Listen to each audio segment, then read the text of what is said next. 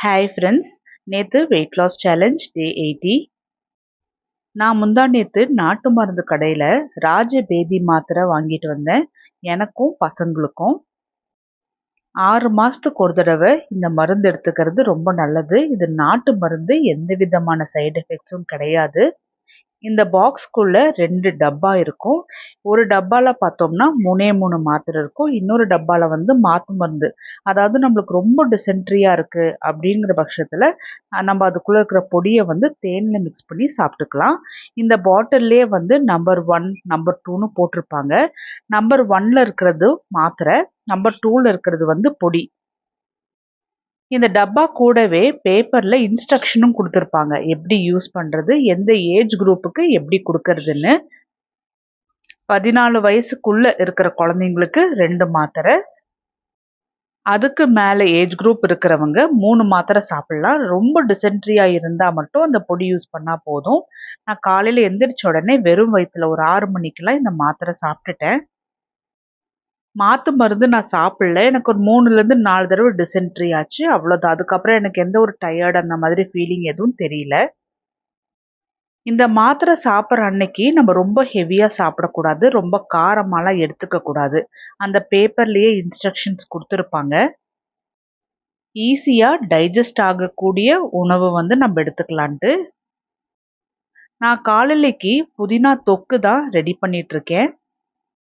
நேற்று நான் என்ன எடுத்துக்கிட்டேன் அப்படின்னா, ராகி தோசையோட இந்த புதினா தொக்கு எடுத்துக்கிட்டேன்.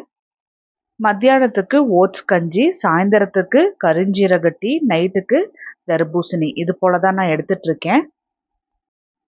நிறைய பேர் நான் செய்கிற டிஷ்ஷஸுமே ஷேர் பண்ண சொல்கிறீங்க. இந்த புதினா தொக்குக்கு நான் என்னென்ன இன்க்ரீடியன்ட்ஸ் போட்டிருக்கேன்னா, ஜீரகம், கடலைப்பருப்பு, உளுத்தம் பருப்பு, பச்சை மிளகா, வரமிளகா, சின்ன வெங்காயம், தக்காளி, கல்லுப்பு, மஞ்சள், பெருங்காயத்தூள். இது எல்லாமே ஒவ்வொன்றா சேர்த்தி நல்லா வதக்கி எடுத்துக்கணும். இந்த புதினா தொக்கு நான் ரீசெண்டாக போன மிஸ்ஸில் தான் நான் சாப்பிட்டேன். நல்ல டேஸ்ட்டாக இருந்தது. புதினா தொக்கில் புதினா மட்டும் சேர்த்தாம கொஞ்சமாக கருவேப்பிலையும் மல்லி இலையும் சேர்த்திக்கிட்டோம் அப்படின்னா நல்ல டேஸ்டியாக இருக்கும். புதினாவோட அந்த லைட்டாக கசப்பு தன்மை பீட் பண்ணிடும். அதே போல் புளிக்கு கொஞ்சமாக புளித்துண்டு சேர்த்திக்கலாம். நான் இன்னைக்கு என்ன சேர்த்திருக்கேன்னா, ஒரு துண்டு மலை நெல்லிக்காய். எங்கள் வீட்டில் சும்மா மலை நெல்லிக்காய் எடுத்து சாப்பிட மாட்டாங்க. அதனால நான் என்ன செய்வேன்னா, குழம்புலையா இருக்கட்டும், இது போல் சட்னி செய்கிறோம் அப்படின்னா கூட கொஞ்சம் லைட்டாக புளிப்பு தன்மைக்காக ஒரு மலை நெல்லிக்காவை கட் பண்ணி போட்டு வதக்கி அரைச்சிட்டோம் அப்படின்னா அவங்களுக்கு அந்த மலை நெல்லிக்காய் உள்ளே இருக்கிறதே தெரியாது. ஆனால் அதோட சத்துக்கள் அவங்களுக்கு கிடைக்கும் இல்லையா. இது கூடவே ஒரு 2 துண்டு தேங்காவுமே நல்லா சின்ன சின்னதாக கட் பண்ணி போட்டுட்டு நல்லா வதக்கிட்டு, ஆறுனதுக்கு அப்புறமா நான் தண்ணியே சேர்த்தாம கெட்டியாக தான் அரைச்சி எடுத்துகிட்டு வந்திருக்கேன். நல்லா தொக்கு போல் கெட்டியாக. உங்களுக்கு கொஞ்சம் சட்னி போல் தண்ணியாக வேணும் அப்படின்னா நீங்கள் தண்ணி ஊற்றி கூட மிக்ஸ் பண்ணிக்கலாம். அது உங்களோட சாய்ஸ் தான். காலையிலைக்கு நான் ராகி தோசையும் ஒரு முட்டையும் தான் எடுத்துக்கிட்டேன் இந்த புதினா தொக்கோட. எனக்கு ஒரு 11:30 ஆயிடுச்சு இந்த டிஃபன் சாப்பிட்றதுக்கு. டயட் ஃபாலோ பண்ணும்போது என்ன சாப்பிட்றோங்கிறது முக்கியம், அதை விட என்ன டைமில் சாப்பிட்றோங்கிறதுமே ரொம்ப முக்கியம். ஓட்ஸ் கஞ்சி செய்கிறதுக்கு நான் பால் சேர்த்துவேனா, இல்லை சர்க்கரை, வெல்லம் அந்த மாதிரி சேர்த்துவேனான்னு கேட்குறீங்க. அந்த மாதிரிலாம் நான் எதுவுமே சேர்த்த மாட்டேன். சாதம் கஞ்சி போல தான் ரெடி பண்ணுவேன். ஒரு சொம்பு தண்ணிக்கு 3 டேபிள் ஸ்பூன் ஓட்ஸ் போட்டு அதில் கொஞ்சமாக கல்லுப்பும் ஜீரகமும் போட்டு நல்லா கொதிக்க வைப்பேன். நல்லா கொதிச்ச பிறகு சிம்ல வச்சுட்டு நல்லா கொதிக்க விடணும் ஒரு 10 நிமிஷம். அப்படி 10 நிமிஷம் கொதிக்க விட்டோம்னா கஞ்சி போல் கன்சிஸ்டன்சி வரும். அதை இது போல் நான் குண்டால போல் மாற்றிட்டு நான் இதை அப்படியே சாப்பிட்டுக்குவேன். இதை நான் ரெடி பண்ணி வச்சுருந்த புதினா தொக்குலோட சேர்த்தி தான் நான் சாப்பிட்டேன். சாயந்தரத்துக்கு நான் கருஞ்சீரகம் டீ தான் ரெடி பண்ணியிருக்கேன். நான் முடிஞ்ச அளவுக்கு நான் வெயிட் லாஸில் சேர்த்திக்கிற இந்த 4 வகையான ட்ரிங்க்ஸை நான் கண்டிப்பாக ஸ்கிப் பண்ணவே மாட்டேன். நான் எக்ஸசைஸ் பண்ணுறதில்ல. ஆனால் எக்ஸசைஸ் பண்ணாமல் நான் இந்த டயட் ஃபாலோ பண்ணி இந்த ட்ரிங்க்ஸை குடிச்சு தான் நான் வெயிட் லாஸ் பண்ணிகிட்ருக்கேன். நான் மட்டும் இல்லை, என் கூட சேர்ந்து நிறைய பேர் இதே மெத்தடில் ஃபாலோ பண்ணி வெயிட் லாஸ் பண்ணிகிட்ருக்கீங்க. எனக்கு ரொம்ப சந்தோஷமாக இருக்குது. நான் எங்கள் வீட்டில் பசங்களுக்கு ஹஸ்பண்டுக்கு எல்லாமே காஃபி டீலாம் போட்டு கொடுப்பேன். ஆனால் நான் குடிக்க மாட்டேன். எனக்கு எப்பயாச்சும் குடிக்கணும்னு தோணுச்சு அப்படின்னா கண்டிப்பாக நான் குடிப்பேன். ஆனால் தேர்ஸ்டே நான் சாய்பாபா விரதம் இருக்கேன் இல்லையா, அதனால நான் மீதி டேஸில் வந்து நம்ம பால் இது போல் காஃபி அந்த மாதிரி எடுத்துக்க வேண்டான்ட்டு தேர்ஸ்டே டைமில் எடுத்துக்குவோம். ஏன்னா விரதம் இருக்கிறதுனால பசிக்கும், அந்த டைமில் எடுத்துக்குவோம். ஸோ அது போல் நம்ம என்ன செய்கிறோமோ அதை நம்ம பிளான் பண்ணி செஞ்சாவே நம்மளுக்கு கரெக்டாக வரும். வெயிட் லாஸ் பண்ணுறதுக்கு ரொம்ப முக்கியமான டிப் என்னன்னா, 6:30லேருந்து 7 மணிக்குள்ள சாயந்தரம் சாப்பிட்டு முடிச்சிடணும். அதுக்கப்புறம் நம்ம எதுவுமே சாப்பிடக்கூடாது.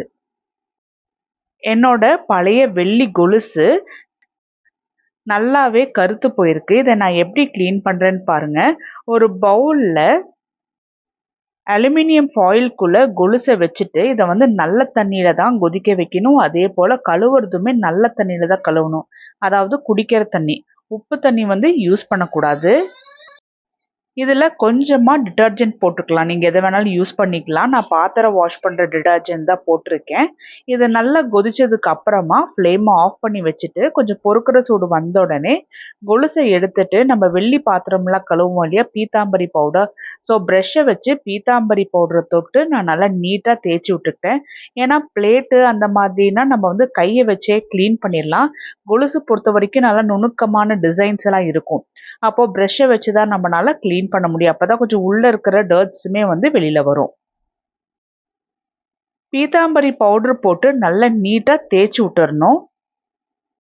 இந்த ஒரே ஒரு பீத்தாம்பரி பவுடர் போதும் வெள்ளி பாத்திரங்கள், அதாவது டம்ளர், பிளேட்டு, அது மட்டும் இல்லாம வெண்கலம் பாத்திரங்கள் கூட நல்லா பளபளன்னு க்ளீன் ஆயிடும்.